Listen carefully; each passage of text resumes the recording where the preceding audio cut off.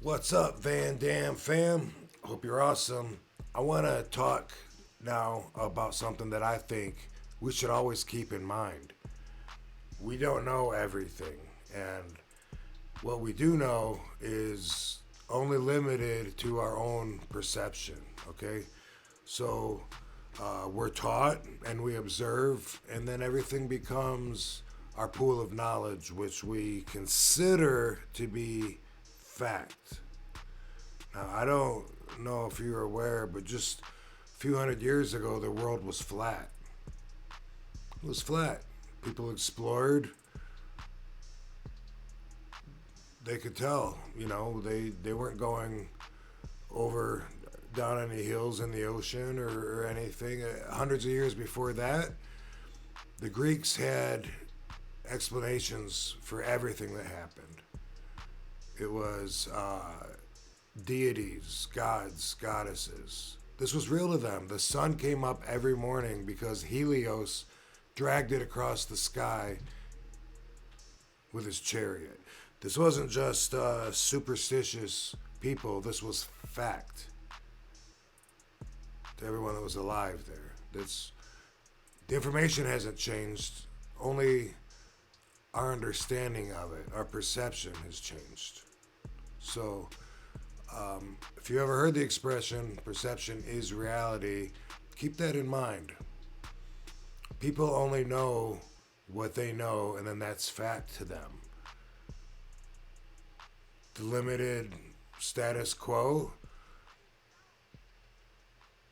if they're raised in a family where their dad is tapping out at 35, he's already acting like a granddad, he's fat, complaining that he's old, his back hurts, well then 35 is old to that family. The kids that are brought up in that.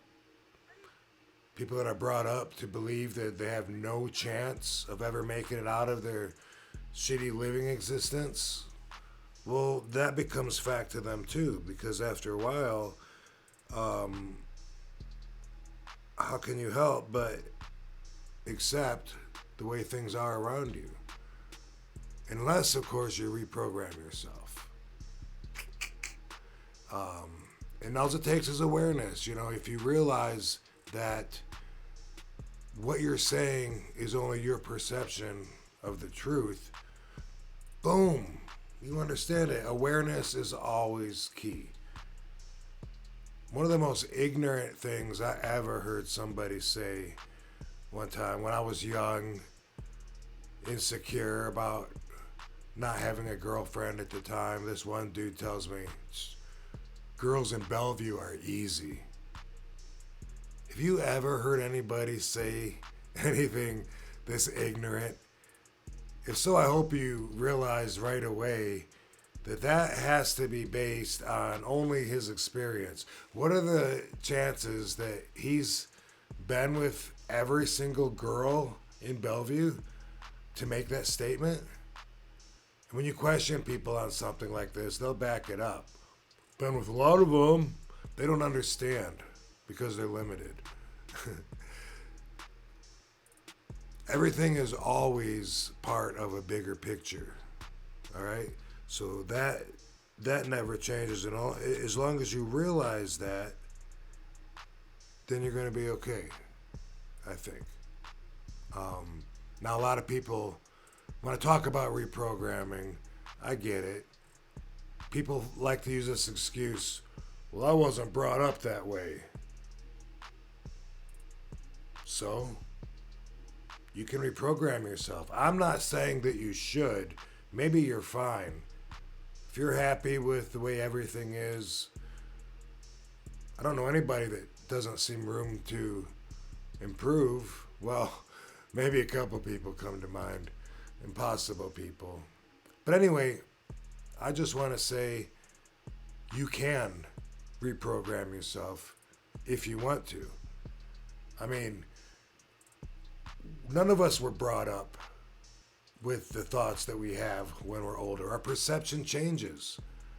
If your perception now as an adult of the world, how everything operates, If your perception is the exact same as when you were living with your parents and believed in Santa Claus, no problem. Then just keep looking at everything the way you were brought up to believe. No need to change then. That's sarcasm. Everybody has their own perception. That's our angle, our view, the way we understand things.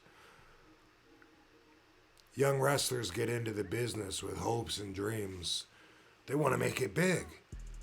A few years later, they got to start defending their decision to their friends. Maybe they even question themselves, like, why am I still doing this? Following my dream, but I'm hungry, I'm broke, I can't catch a break.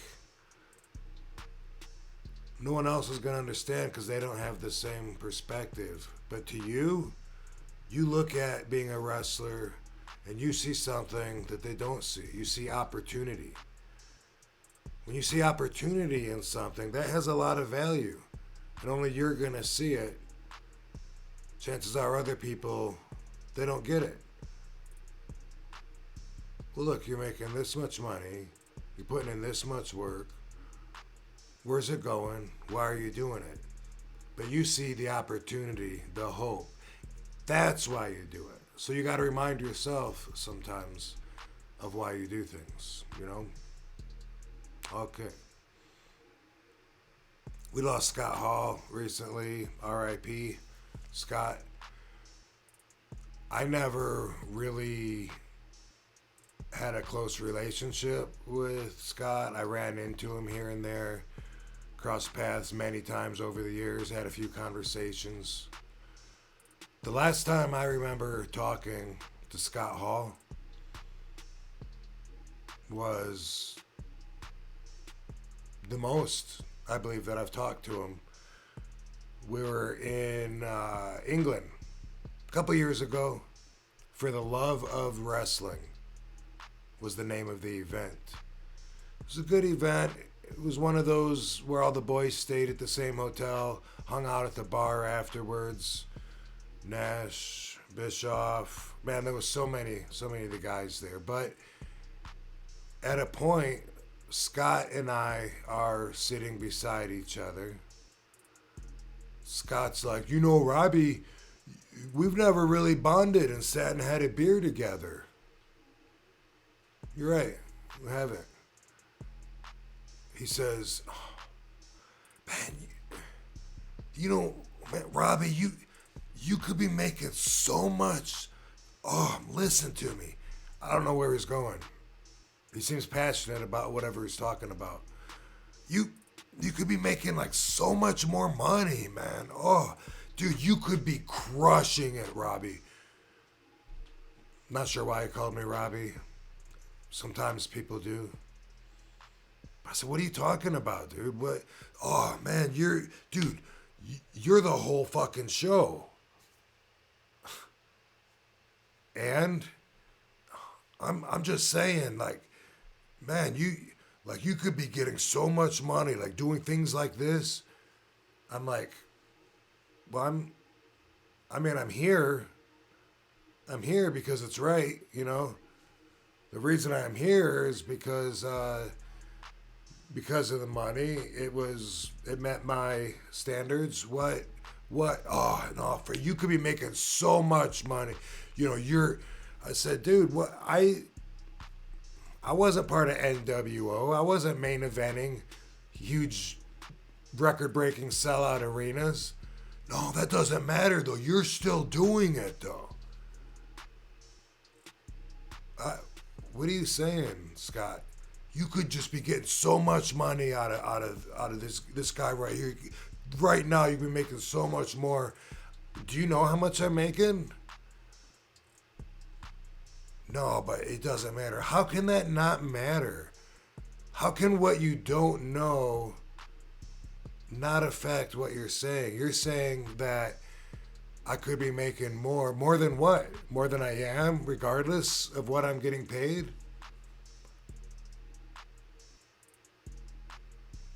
I didn't understand. How can that not be a factor? How can you not consider the nucleus, the foundation of what you're talking around? I didn't get it. The conversation changed. It got a little dark. He started with, "Dude, Robbie, do you know about me? Like, do you know what I did, my life?"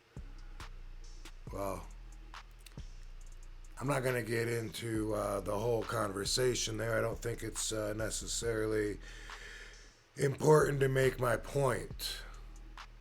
But you get it, right? It's your perception of something, and that's all it is. I get cocky sometimes reading all these mafia books. Oh yeah, I know all the facts. But really, do I? Because a lot of other books say opposites. So how do I know what's true? How many times have I heard that John Gotti went and avenged the kidnapping of Carlo Gambino's nephew,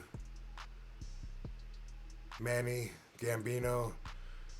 John Gotti shot James McBratney, murdered him, went to jail, got made for it. Came out, went straight to acting captain without being a soldier. That's the common story. But then there's also the story that Gotti didn't shoot James McBratney. Ralph the Wig Leone? Ralph Leone? Anyway, I'm fucking his last name up. Galleone? He shot him. And then Angelo Ruggiero and Gotti had to shoot Ralphie the Wig. I don't know what's true.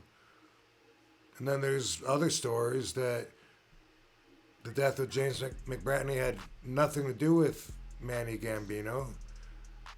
There's stories that say Carlo Gambino paid and they killed him anyway. There's stories that say he didn't pay.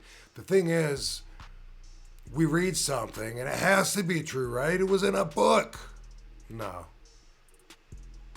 I read stuff about me on the internet all the time that's not true. And I don't bother correcting. Hey, that's fact to some people. My middle name is messed up more often than it's correct. But that's up to them, people, and their sources, and what I'm talking about right now. Like, that's up to them to know, to learn that their reality is only their perception. If you don't realize that, you don't make yourself aware of it, and you don't think outside of the box, you're not quite getting it, all right? You might have seen this guy, Kit Lykens, on my WWE Icons episode.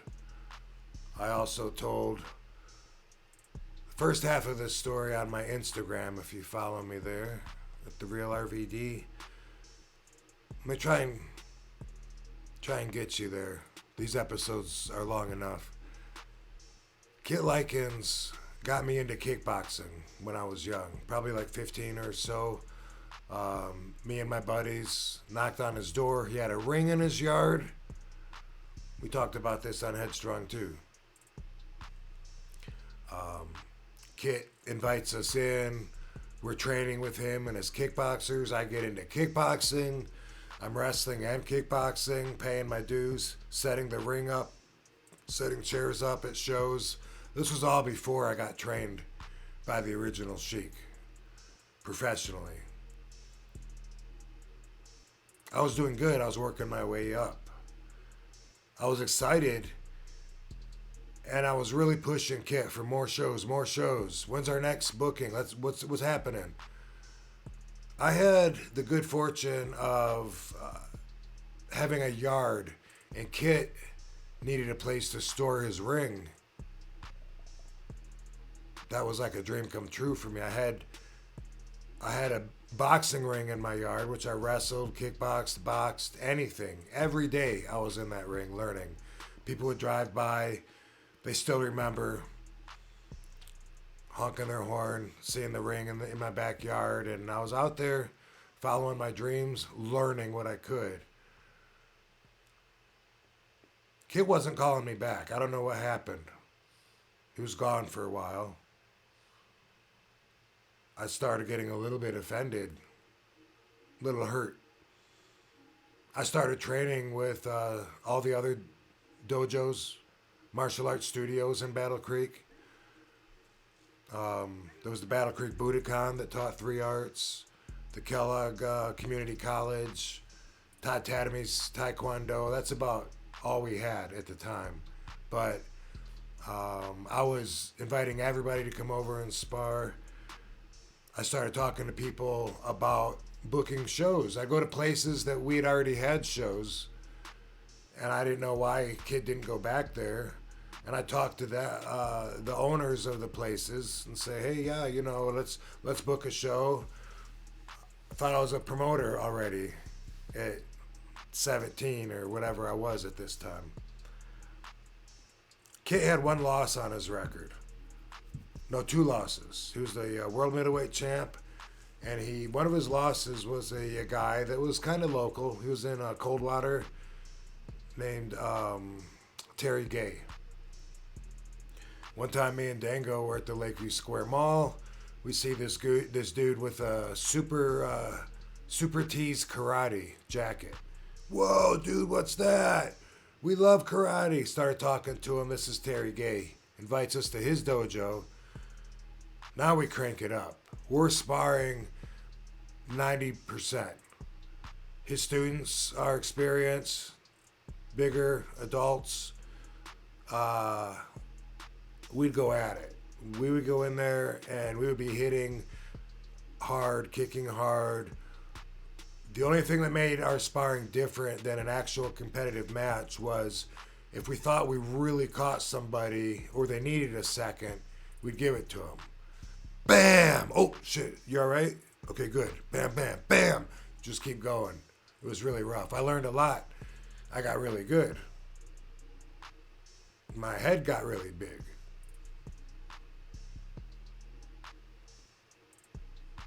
The martial arts instructors around the area seemed to have a common disrespect for Kit at the time.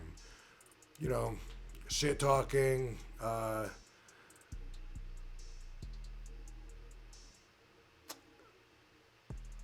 things that I bought into.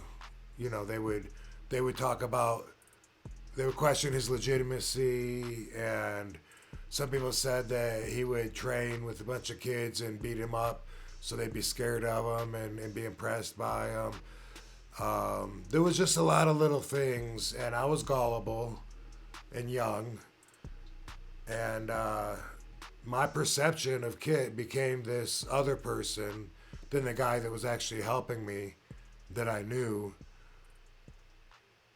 He became somebody that I resented.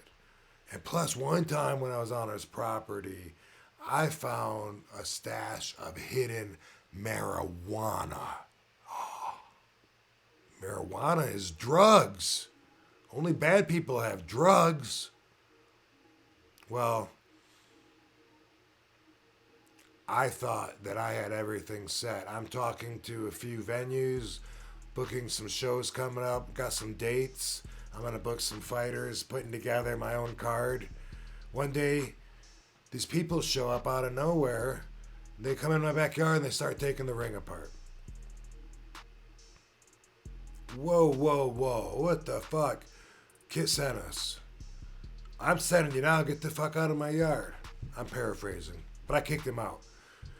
And then I went to work. I started taking the ring down. I'm going to hide it. Kid shows up now after months of disappearing, and he just thinks just like that. He's just going to not even tell me and come over. No, fuck that. Where am I going to hide it? I got to call my friend that's got a barn. I'm going to put it in there. You know, he's not going to stop me from doing these shows. I got to thinking about it, you know. It was an exciting time, but I had some struggles inside me. What was going to be the right thing to do? You know, my perception was that I was going to be doing these shows, that was going to be happening. Well, I ended up calling Kit. We had a sit down at Speed's Cafe, Capitol Avenue in Verona. Used to be a popular place to go, Speed's Cafe. I have no idea if it's still there, but we had a sit down, and I probably expressed my griefs, but told him, because I had come to my senses, come and get the ring. It wasn't mine. He knew I was trying to big shot him. He came over, or sent some people. They got the ring. I was always still a little bit butthurt over the whole deal. But again, it wasn't my ring. I was fortunate to have had it that long. Looking back at it, but at that moment, here's this guy coming in. What's he going to do with it? Sell it? He's not booking shows. He's out there probably burning bridges. Remember, in my mind, I had resentment by this time. So anyway, there goes my dreams. There goes my ring. There goes my place that I work out in every single day. Well, he did tell me that I was always invited when he had the ring set up somewhere to come over and work out. Several weeks later, I got this tip that Kit had the ring set up in Verona in somebody's backyard. Somehow I knew when he was working out. Don't remember how I knew, but I showed up.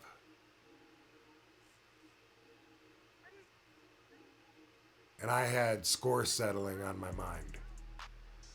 All right? I walk into this backyard. Kit's in the ring, sparring with some kid. Bunch of people around the ring, young people. Cherie Scott was there. Cherie Scott was one of the coolest girls in my class.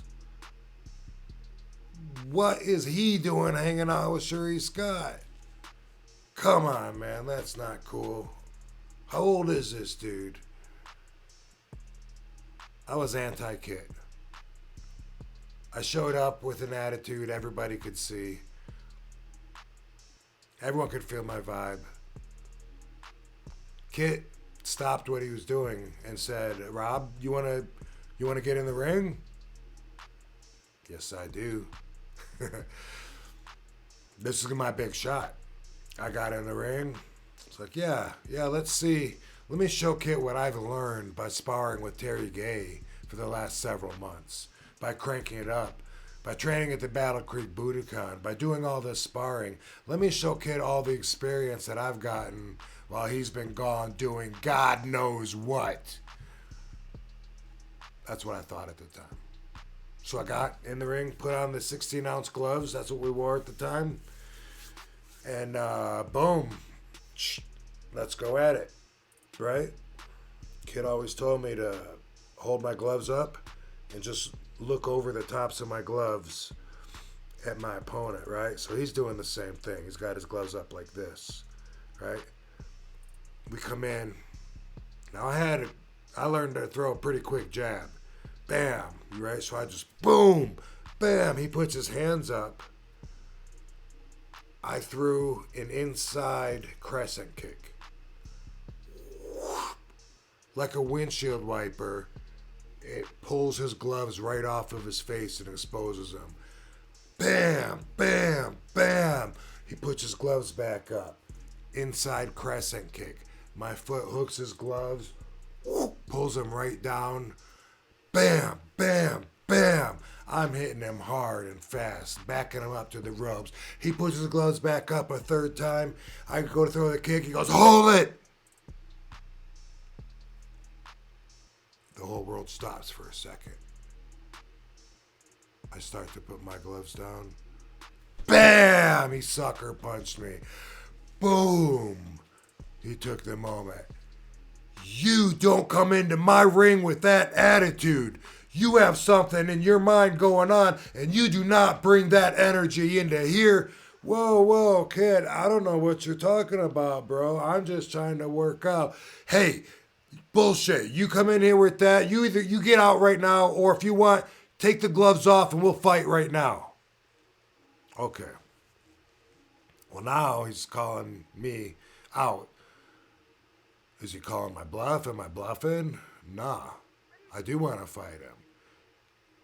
If I take these gloves off, what'll happen? What are the chances? He's got a lot more experience than I do at stopping a fight without the gloves.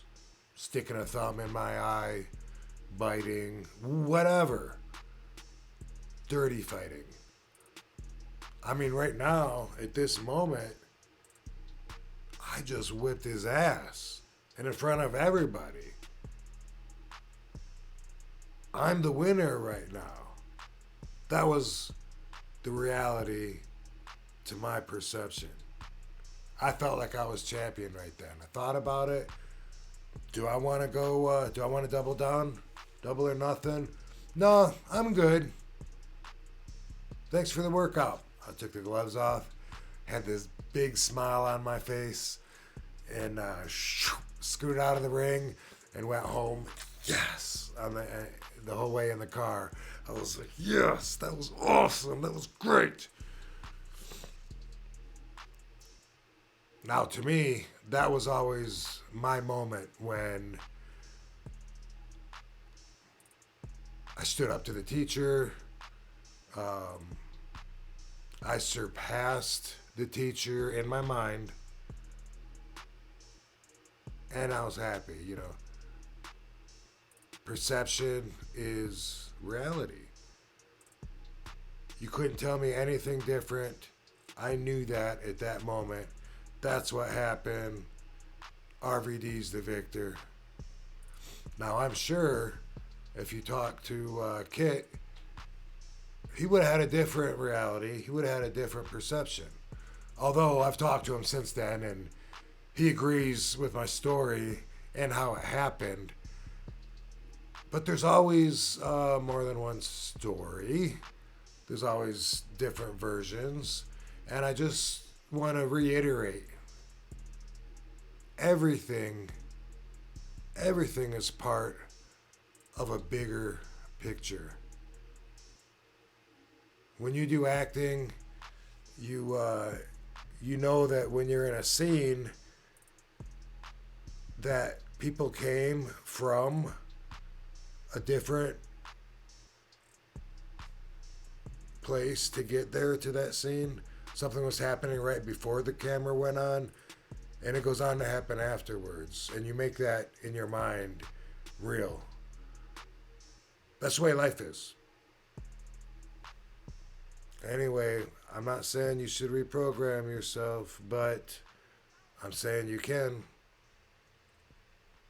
Perception is reality contingent upon one's perspective. So keep that in mind, yo. Enjoyed this?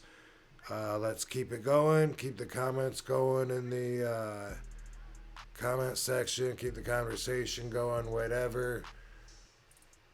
Just remember, dude, there's always a bigger picture.